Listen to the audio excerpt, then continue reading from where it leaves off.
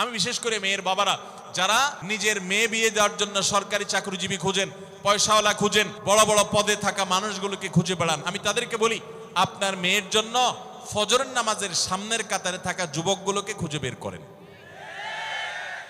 এই যে যুবকরা চিৎকার করছে সবাই ফজর নামাজ পড়েন, আল্লাহ সব যুবককে ফজর নামাজ জামাতের সাথে পড়ার তৌফিক দান করুন।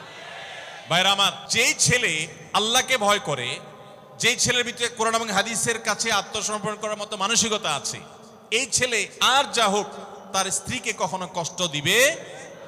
যেই মেয়ে কোরআন হাদিসের কাছে নিজেকে সমর্পণ করেছে, কোরআন হাদিস যেহেতু স্বামীকে শ্রদ্ধা করতে বলে, এই মেয়ে কখনো স্বামীর প্রতি অশ্রদ্ধা করবে না।